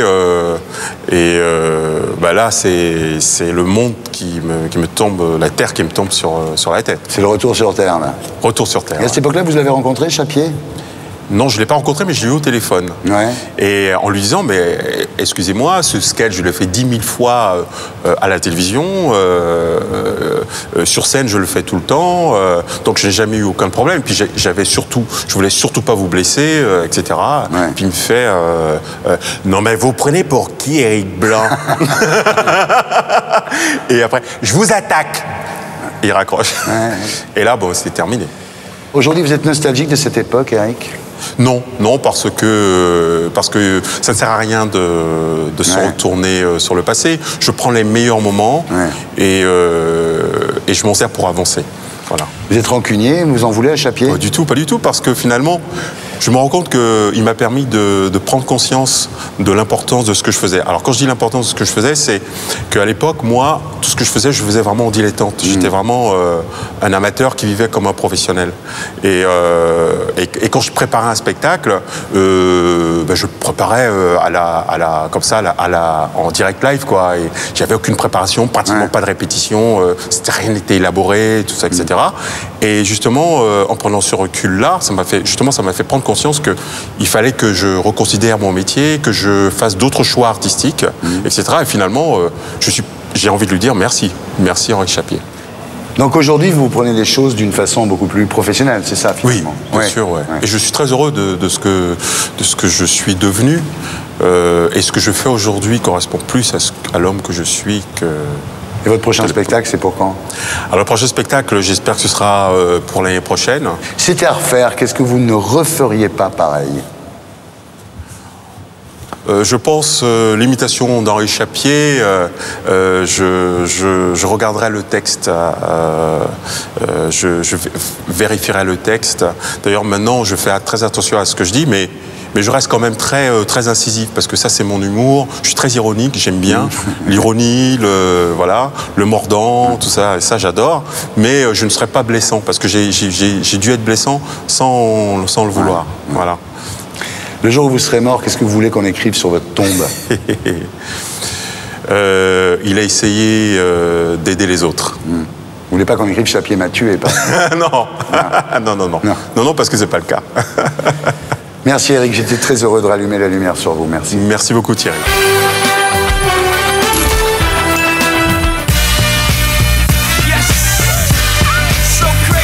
J'accueille Éric Galliano.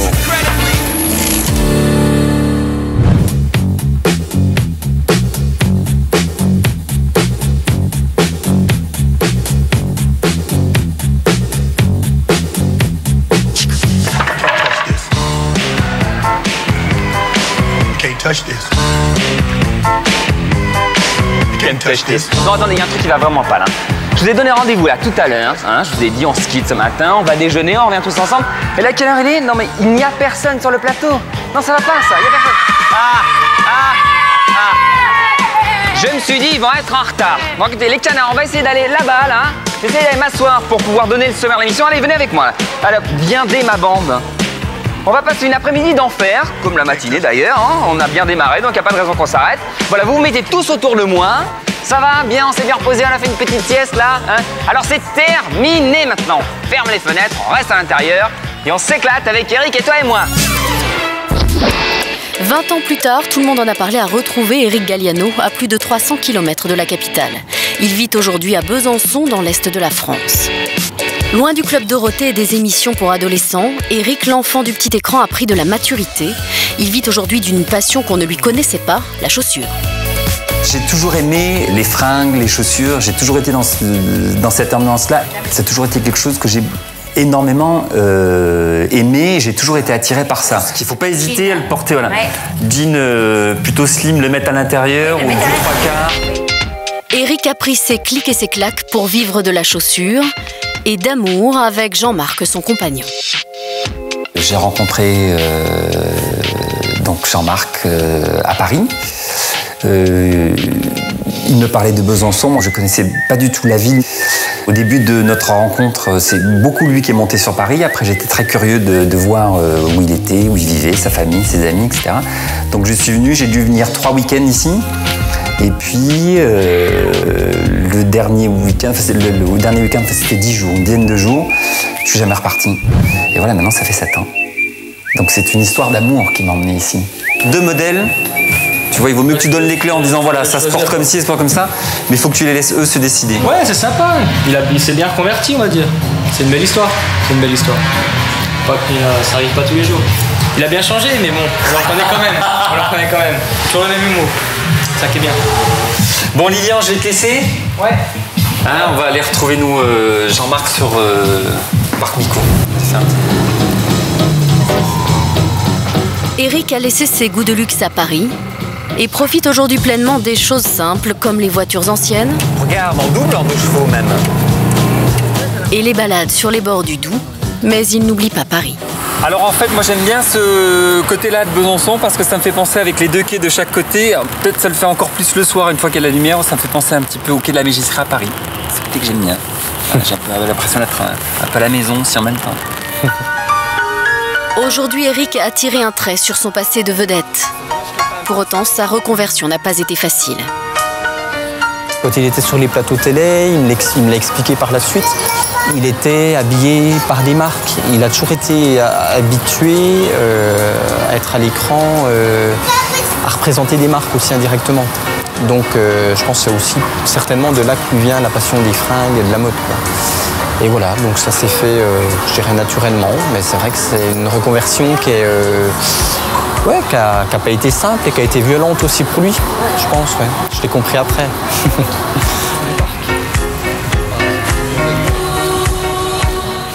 Quand le rideau s'est baissé, l'entourage d'Éric s'est détourné de lui. Alors à Besançon, dans son nouveau chez lui, il s'est empressé de reconstruire autour de Jean-Marc une bande d'amis. Sinon tu dormiras là, hein. Bah, Éric, oui, animateur, oui, c'était la joie de vivre, dégage toujours autant de sympathie. Je vais essayer de vous trouver des photos, mais c'est enfoui dans la cave, donc je suis vraiment pas sûr d'arriver à trouver quoi que ce soit. En fait, je regarde très très rarement pour que... En fait, même jamais, je devrais dire. Je regarde jamais tout ce qui est séquences, cassettes VHS, tout ça, je regarde jamais. Je savais même pas que Jean-Marc donc les avait. J'ai tout ça dans ma tête et j'ai pas besoin, c'est vrai, de regarder. Donc c'est un Capharnaüm monumental. Si, bougez, j'arrive, hein. C'est caché derrière la porte, je crois. J'avais pas un perfecto énorme là-dessus, là. Voilà. Regarde.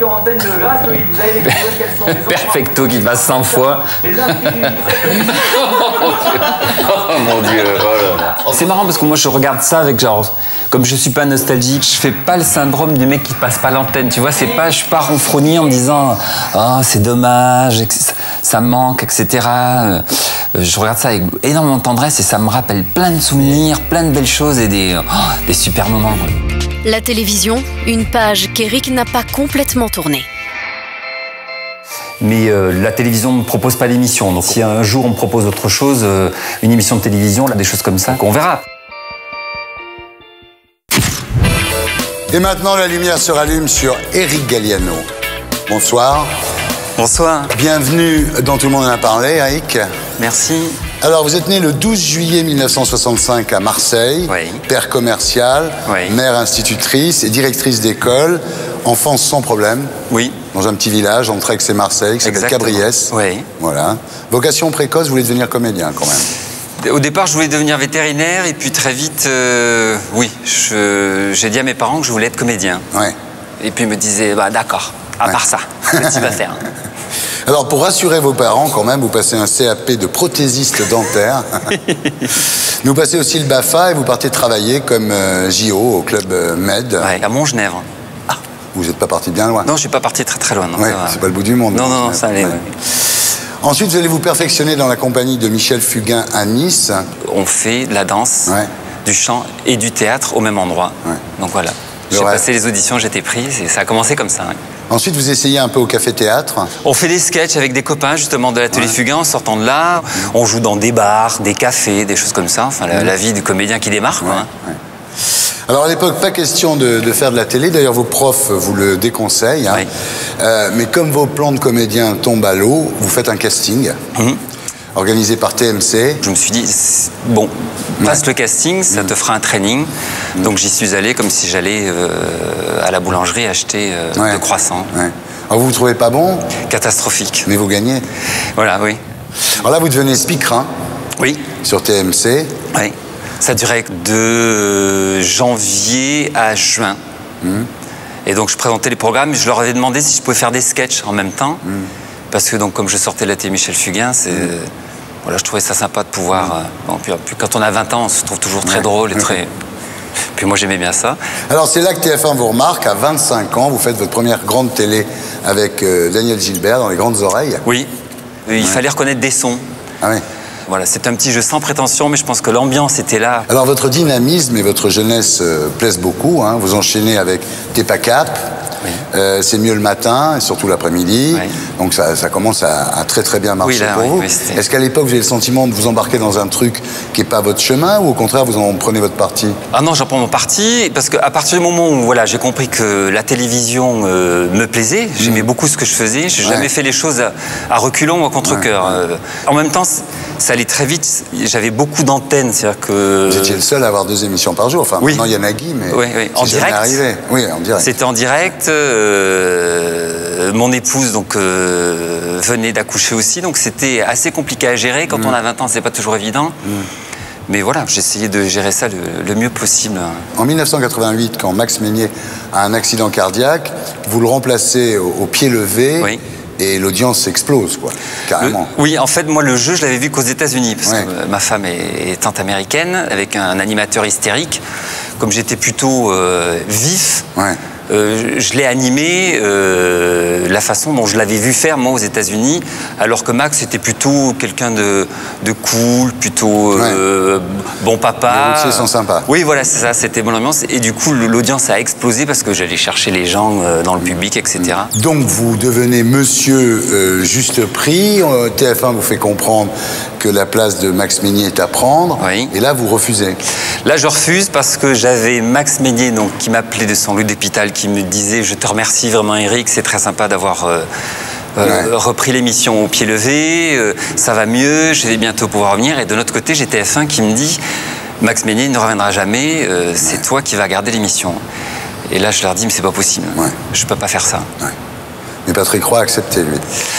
Alors, du moment que j'ai dit non à TF1, moi je m'accrochais à mes talk-shows parce que voilà, j'étais plein de rêves. Je leur disais non, moi j'ai mes talk-shows. Je suis parti en vacances aux États-Unis et TF1 a supprimé donc les talk-shows de la grille en se disant de toute façon, quand il va rentrer, il n'aura pas le choix. Et quand je suis rentré têtu comme une mule, j'ai dit non, je ne ferai pas le Juste Prix. Donc ils ont proposé à Patrick Roy qui a fait ça remarquablement. Vous aviez plus de talk-show. J'avais plus de talk-show, j'avais plus rien.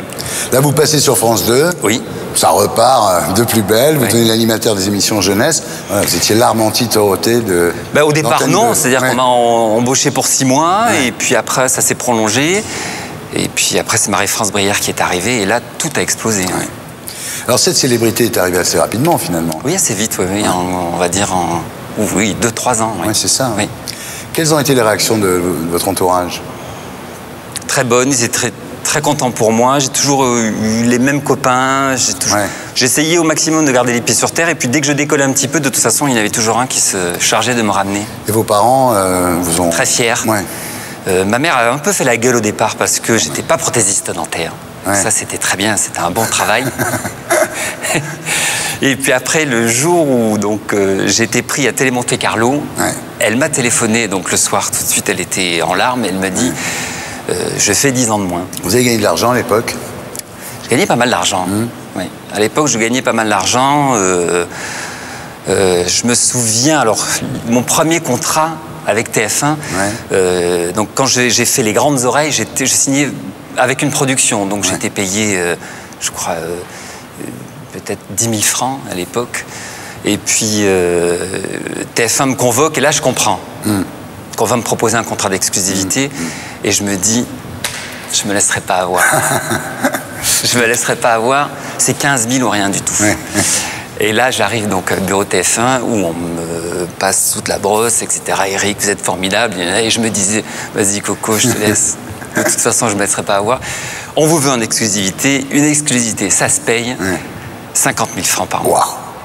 Ah, là, j'y comprends rien du tout, parce que voilà, je sortais de Télé Monte Carlo, où j'étais au cachet. Voilà. Et là, j'étais abasourdi. Et puis après, sur France 2, ça a été un petit peu plus... À l'époque, oui, quand j'avais beaucoup d'émissions, donc beaucoup d'antennes, oui, je devais gagner dans les... en francs, c'était à l'époque, donc oui, il y a des mois où j'ai gagné dans les 80 000 francs. Ah oui, c'est bien. C'était bien. Mais pas de quoi vivre jusqu'à la fin de vos jours sans rien faire. Non, voilà. Vous avez tout dépensé au fur et à mesure? J'ai mis de côté, j'ai acheté un appartement, après je l'ai revendu, parce qu'après on s'est séparés avec mon épouse. Et puis donc voilà, comme elle est repartie aux États-Unis, donc l'argent est parti dans moi. J'ai tenu pour essayer de ne pas faire tout et n'importe quoi avec cet argent-là. Est-ce que votre divorce, donc avec la maman de Mélissa, est-ce que c'est dû à votre activité à la télévision? Elle vivait un peu assez mal au niveau de l'humour, le second degré, elle avait beaucoup de mal parce qu'à l'époque, je me rappelle que les guignols me tapaient vraiment sur la tête. Et elle était furax et elle en souffrait beaucoup parce qu'elle ne comprenait pas le second degré. Et elle voyait que je dormais très peu la nuit, que je faisais mon maximum en tant que papa, que je travaillais beaucoup le jour. Et elle trouvait ça particulièrement injuste. Et j'avais beau essayer de lui expliquer, le second degré, ça passait très mal. La règle du jeu, non, mais bon, on s'est séparés parce que voilà, c'est une histoire d'amour qui s'est terminée. Alors voilà, et puis après, c'est un peu le déclin, quoi. Oui, faut dire les choses. Marie-France Brière quitte Antenne 2. Vous demandez à faire autre chose que des émissions pour la jeunesse. jeunesse, ce qui est normal, parce qu'à un moment, vous aviez envie de faire, j'imagine, des talk shows d'adultes. Bah, on m'avait parlé de deuxième partie de soirée. Bah, voilà, oui, c'était dans mon contrat d'ailleurs. Bien sûr, oui. Et puis, l'audience ayant explosé, on me dit, Eric, non, vous allez rester à la jeunesse. Le succès ficelle. Voilà, oui. Alors là, vous rejoignez TF1 à nouveau et vous remplacez Corbier dans le club Dorothée, mais c'est la dernière année du club Dorothée. C'était pour la dernière année. Ouais. Dorothée, d'ailleurs, n'avait pas compris. Je me souviens de la première réunion de travail, elle m'avait dit, mais qu'est-ce que tu fous là ? Elle ne comprenait pas parce que tout le monde essayait de quitter le navire. À l'époque, il était de bon ton de cracher sur Dorothée. Ouais. Et moi, je débarquais. Ouais. Alors là, c'est pas vous qui quittez la télé, finalement, c'est la télé qui vous quitte d'une certaine façon. Exactement. Ouais. Oui, on m'a plus rien proposé. On ne propose rien. J'ai travaillé sur beaucoup de projets qu'on lisait pas, très honnêtement. Hein. Je demandais des rendez-vous, on me recevait poliment ou on me recevait pas. Ouais. Au final, voilà, on m'a plus rien proposé. Donc j'ai repris un autre chemin. Oui. Et alors aujourd'hui, donc, on l'a vu dans le sujet, vous avez donc ce magasin de chaussures à Besançon, et vous avez l'air très heureux avec Jean-Marc, qui a eu dans de la chance en tant que prothésiste raté. J'ai pas voulu y toucher, j'ai dit ça, on n'y touche pas. Oui. Non, c'est trop joli. Oui. Vous êtes nostalgique de la grande époque? Non, pas du tout. J'ai vécu des choses tellement bien et fantastiques pour... en quelques années, j'ai fait de la chanson, j'ai fait de la télévision, j'ai fait du théâtre, j'ai fait des téléfilms, j'ai fait des séries. Donc oui, quand je regarde ça, c'est beaucoup de bonheur et des souvenirs extraordinaires. Aucune amertume. Si c'était à refaire, qu'est-ce que vous ne referiez pas pareil? J'aurais, au tout départ, quand Dominique Ancien a quitté Antenne 2 pour venir sur TF1, j'aurais accepté la proposition de Canal+. Parce que pendant plusieurs mois, j'avais Alain De Greff qui m'appelait très souvent pour me dire « Eric, rejoins-nous sur Canal+. » Oui. Et pourquoi pas? Et j'ai dit non parce que Dominique Ancien a peut-être un petit peu plus forcé les choses, m'a un petit peu plus bousculé pour que je reste avec elle sur TF1. Et Alain De Greff m'a plutôt laissé faire. S'il m'avait un peu plus bousculé, je serais allé sur Canal+. Voilà. Mais bon, après, il ne faut jamais regretter. Sur votre tombe, quelle épitaphe vous voudriez inscrire? A vécu heureux. Ouais. Salut les canards aussi. Oui. C'était génial. Ben merci Eric, c'est très heureux de rallumer la lumière sur vous. Merci beaucoup. Merci à vous. Merci. C'était Tout le monde en a parlé. Amis du parking, bonsoir.